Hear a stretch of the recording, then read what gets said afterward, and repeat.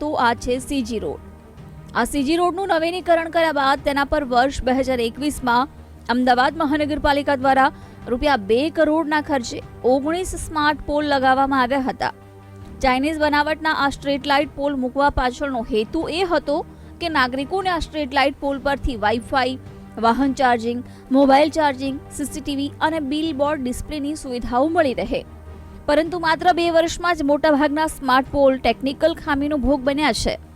આજે 19 Chinese smart પોલમાંથી મોટાભાગના pole બંધ હાલતમાં છે.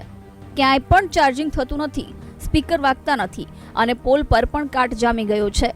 આ મામલો ધ્યાન પર લવાતા મેયર કિરીટ પરમારે સ્માર્ટ પોલની ટેકનિકલ ખામી દૂર કરવાની સૂચના આપવાની વાત કરી છે. પોલ લગાવ્યા પછી હમણાં કોઈ ટેકનિકલ મિસ્ટેકના કારણે આ સ્માર્ટ પોલ બંધ છે. અમે સ્માર્ટ સિટીને લાગતા ડિપાર્ટમેન્ટને આ સ્માર્ટ પોલમાં જે કોઈ ટેકનિકલ ક્ષતિઓ રહેલી છે એ દૂર કરી આ સ્માર્ટ પોલો પુનઃ ચાલુ થાય એ રીતનો અમે સૂચના આપી છે.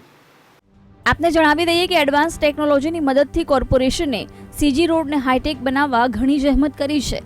2 વર્ષ પહેલા ચીનની એક કંપનીની મદદથી 10 મીટરની અને 4 મીટરની ઊંચાઈના એમ 2 પ્રકારના સ્ટ્રીટ લાઇટ પોલ સ્ટેડિયમથી પરિમલ ગાર્ડન સુધીમાં લગાવાયા હતા.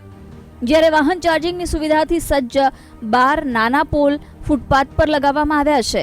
તમામ સ્માર્ટ પોલમાંથી 7 પોલ 10 મીટર ઊંચા જ્યારે 12 પોલ 4 મીટર ઊંચા છે. જેની વિશેષતા પર એક નજર કરીએ. સ્પોટલાઇટ, સીસીટીવી કેમેરા, 30 વોટનું PS speaker, billboard display, wifi router, electric car scooter charging socket, USB charging socket અને ઇમરજન્સી પુશ બટન જેવી લેટેસ્ટ સુવિધાઓ આપવામાં આવી હતી. પરંતુ ટેકનિકલ મેન્ટેનન્સના અભાવે મોટાભાગના પોલ બંધ છે. આમ સ્માર્ટ સિટી અંતર્ગત સીજી રોડ પર ઊભા કરવામાં આવેલા સ્માર્ટ પોલ શોભાના ગાંઠિયા સમાન બન્યા છે. ત્યારે નાગરિકો પોતાના ટેક્સના પૈસા પાણીમાં ગયા હોવાની લાગણી અનુભવી રહ્યા છે. કેમેરામેન મેહુલ રાઠોડ સાથે દીપક સોલંકી, વીટીવી ન્યૂઝ, અમદાવાદ.